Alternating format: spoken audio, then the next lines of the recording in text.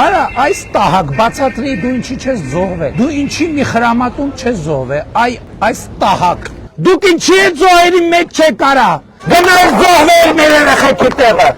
Արթուր Օսիպյանն եմ։ Նախ Փաշինյանը արցախցի գործիչ Արթուր Օսիպյանի հետևից գոռգոռաց ինչու չի զոհվել, ապա Լոռիում հանրահավաքի բեմից պաշտպանության նախարարը, նայել ուժեղ Հայաստանի առաջնորդ Սամվել Կարապետյանի ընտանիքի վրա հոխորտաց, ինչու չեն նահատակվել։ Հիմա Կալուգացի Սամո,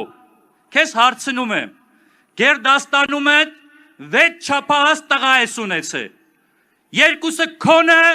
երկուսը աղբորին հետ, երկուսը քրոջին հետ, ինչի չեն վիրավորվել կամ նահատակվել հանուն Հայաստանի։ Երկրի պաշտպանության համար պատասխանատու նախարարից թերևս ամենաքիչը պետք է նման խոսք սպասելի լիներ։ Եթե Փաշինյանի գոռգոռոցները տպավորություն էին ստեղծել, թե կատաղության հերթական նոպան է ուժի առաջնորդի մոտ, դրան հաջորդած Պապիկյանի ելույթը թույլ տվեց ենթադրելու, որ ընդդիմադիրներին ուղղված ինչու չեք զոհվելը դարձել է Փաշինյանի թիմի քարոզչական գիծը։ Սամվել Կարապետյանի եղբորորդին Նարեկ Կարապետյանն արձագանքել է Պապիկյանին։ Վանաձորում էր այս հայտարարությունը արել, թե ինչու մենք չենք զոհվել պատերազմում։ Դրանից 500 մետրի վրա Սամվել Կարապետյանը կառուցել էր Լոռվա ամենամեծ ծննդատունը ու նվիրել էր համայնքին։ Մենք կյանքի մասին ենք խոսում, ծնունդի մասին ենք խոսում, իրանք խոսում են զոհվելու մահի մասին։ Ընդդիմադիրներն ու քաղաքացիներն ապշած ու վրդովված են Փաշինյանի ու Պապիկյանի աղմկահարույց հայտարարություններից։ Այսինքն այս մարդկանց ամբողջ դժգոհությունը կապված է նրա հետ, որ հայ ազգը չի բնաջնջվել իրանց հրահրած պատերազմում։ Թուրքերը որ ասել են մի հայ պիտի թողեք ենել թանգարանում, Փաշինյանը դրա համար զարմացած, ինչի պիտի հայերը ողջ մնան։ Ասում են ինչի չեք դուք զոհվել, ինչ եք սահմանացել։ Արա թուրքի շանվորդի դոյանը հյարամերնում է, փշերից չեմ գնել։ 120,000 ժողովուրդը ածել ես փողոցները, տուն տեղ շունեն, երեխեքն լարից ջարդած, կոտորած, դու ասում ես ինչի չեք դուք զոհվել, դուք ինչի եք սահմանացել։ Ես չեմ մեռել։ Չգիտեմ ի ուրախություն, թե ցավոք սրտի, ամենայն դեպս։ Ու երբեք չեմ մտածել արտագաղթելու մասին։ Բայց այս վերջերս այս իրադարձություններում դրանից կարծում եմ ավելի ուղիղ եւ ավելի հստակ մեզ արցախցիներիս ասել հələ գնացեք ստեղից, մենք չենք ուզում ձեզ ստեղ տեսնել, կարծում եմ չի լինում։ Դրանից ավելի ուղիղ եւ ավելի հստակ դա չի ասվում երևի։ Փաշինյանի թիմի ինչու չեք զոհվելը Facebook-ում այսպիսի մեմի է վերածվել, որն օգտատերերը տարածում են քաղաքական սատիրայով գրառումներով։ Մնում է սրանք ասեն ապե հայ ես, բա խի չես զոհվել։ Դուխի պոստերում չես փոխվել է խի չես զոհվելով։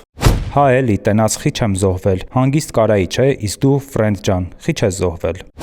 Փաստաբան Հովհաննես Խուդոյանն օրինակ կատակով առաջարկել է պաշտպանության նախարարին այսպիսի պաշտոնական հարցում ուղարկել. Պապիկյան Սուրեն, դու խի չես զոհվել, դու խի ես կենթանի։ Վերլուծաբան Վիտալի Մանգասարյանն էլ բաց նամակ է գրել Պապիկյանին. Խնդրում եմ պատասխանել, եթե ես չեմ զոհվել, արդյոք ժողովրդավարության բաստիոնում իրավունք չունեմ ասելու, որ դուք ազգակործան պատուհաս եք։ Փաշինյանի ու Պապիկյանի խոսքերը հատկապես վրդովեցրել են պատերազմի մասնակիցներին։ Ներողություն եմ խնդրում, որ չեմ զոհվել, որ հետո հիշատակը սպղծեիր։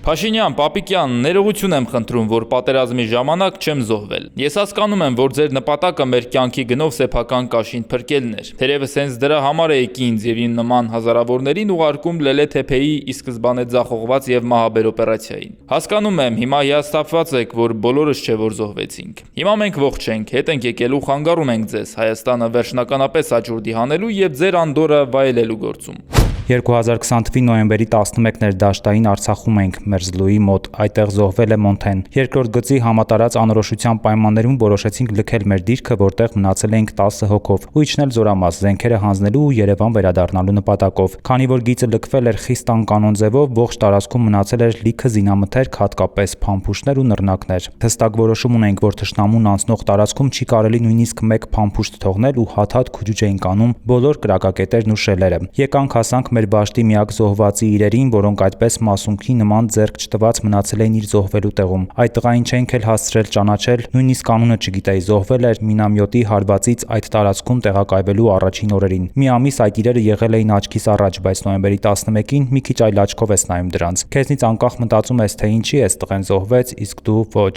Այդ ինչ երջանիկ կամ դժբախտ պատահականություն էր, ու դու ստիպված երջանիկ ես, որ ուրիշ մեկն է դժբախտը, ու եթե մարդկությունը մինչև վերջ չեսուրացել այդ հարցը իր տարբեր ձևակերպումներով շատ է տանջում, թե դու ինչի չես զոհվել։ Ու այդ շատ է վիրավորում, երբ իմ երկրի վարչապետն է հարցնում, դու ինչի չես զոհվել։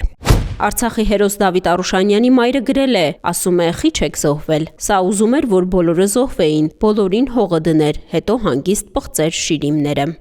Իր հայտարարության շուրջ բարձրացած մեծ աղմուկից հետո Պապիկյանը փորձել է խմբագրել իրեն։ Ես 3 պարզ հարց էի տվել։ Ինչու ձեր ընտանիքի 6 տղաներ չեն ծառայել Հայաստանի բանակում կամ անհրաժեշտության դեպքում ինչու չեն մասնակցել մեր երկրի պաշտպանությանը։ Հիմա վայնասուն եք բարձրացրել, ուզում են մենք զոհվենք, ուզում են մենք նահատակվենք։ Լսի, բազմոցից ընկնելիս չեն նահատակվում։ Հիմա կալուգացի Սամո, քեզ հարցնում եմ, Գերդաստանում հետ 6 չափահաս տղա ես ունեցել։ Երկուսը քոնը, երկուսը աղբորին հետ, երկուսը քրոջին հետ։ Ինչի չեն վիրավորվել կամ նահատակվել հանուն Հայաստանի։